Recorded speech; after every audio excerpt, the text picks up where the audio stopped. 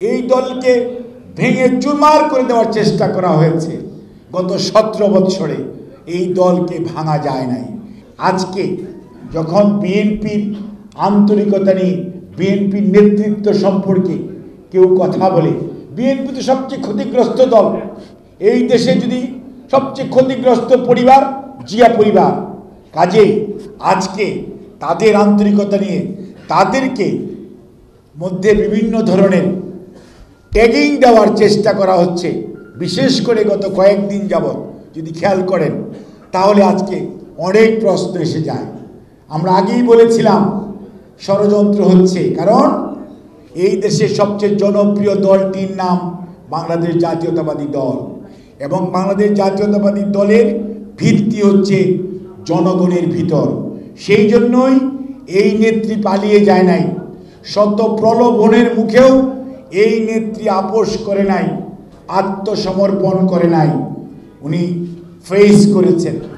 অর্থাৎ কতটুকু মনোবল থাকলে, জনগণের উপর কতটুকু আস্থা থাকলে এই ধরনের ভূমিকা নেওয়া যায়। রান্নায় আমার ভালোবাসা Jamuna gas stove. Jamuna gas stove, আধুনিক, নিরাপদ ও দীর্ঘস্থায়ী। এই দলকে ভেঙে চুরমার করে দেওয়ার চেষ্টা করা হয়েছে। গত 17 বছরে এই দলকে ভাঙা যায় নাই। এই দলের কোনো নেতা কর্মীকে ভাগিয়ে নিয়ে যাওয়া যায় নাই। অর্থাৎ এই দলের নেতা কর্মীরা শহীদ জিয়ার আদর্শের সৈনিকেরা, পরীক্ষিত নেতৃত্ব। কাজে এই অবস্থায় যারা আজকে কথা বলছেন, আমাদের খুব কষ্ট হয়। কথা বলার আগে যদি ওনারা আয়নায় নিজেদের চেহারা দেখতেন তাহলে দেখতে পেতেন গত 54 বৎসর 71 সন থেকে যদি ধরেন কার কি ভূমিকা ছিল। 71 সনে আপনার ভূমিকা কি ছিল, 75-এ ভূমিকা কি ছিল, 86-তে কারা নির্বাচনে গিয়েছিলেন, স্বৈরাচারকে এই দেশে এস্টাবলিশ করার দায়িত্ব নিয়েছিলেন, 90-এ আপনাদের কার কি ভূমিকা ছিল। আপনারা 94 এই আন্দোলন 174 দিন হরতাল করে কে কি ভূমিকা পালন করেছেন। এই দেশে ভ্যাট যেই দিন জারি হয়, যেই দিন যমুনা সেতু উদ্বোধন হয়, সেই দিন হরতালের সাথে কারা সম্পৃক্ত ছিলেন, এসব জিনিস চিন্তা করার প্রয়োজন আছে। আপনারা কে কতটুকু ভূমিকা রেখেছেন, এগুলো যদি আজকে ভুলে যান তাহলে তো হবে না। কাজেই অন্যায়কে অন্যায় বলতে হবে, ন্যায়কে ন্যায় বলতে হবে। কোনো অন্যায়কারীর পক্ষে বাংলাদেশ জাতীয়তাবাদী দল দাঁড়ায় নেই এবং দাঁড়াবে না। এবং আমাদের দলের ভারপ্রাপ্ত চেয়ারম্যান শুধু নয়, দলের সর্বোচ্চ নীতি নির্ধারণী ফোরাম থেকেও কোনো ধরনের অন্যায়কে প্রশ্রয় দেওয়া হয়েছে আপনি একটা ঘটনা দেখাতে পারবেন? বরঞ্চ আমাদের দলীয় নেতা কর্মীদেরকে সাংগঠনিকভাবে শুধু শাস্তি দেওয়া হয় নাই, যারা অন্যায় করেছে তাদের বিরুদ্ধে আইন আদালতে ব্যবস্থা নেওয়ার জন্য সরকারকে বলা হচ্ছে। সরকারের অন্তর্বর্তীকালীন সরকার ডক্টর মোহাম্মদ ইউনূসের নেতৃত্বে যত অন্যায় অবিচার হবে তাদের কাছে দাবি জানানোর কথা। আইন শৃঙ্খলা রক্ষাকারী বাহিনীর সামনে দাঁড়িয়ে থাকে, অন্যায় হয় তারা কিছুই বলে না। অর্থাৎ তারা এগুলো দেখছে, এরকম ঘটুক এগুলো ওনারা চাচ্ছেন, কারণ তারা তো ষড়যন্ত্র করতে চায়, তারা তো বিএনপিকে মেলায়েন করতে চায়।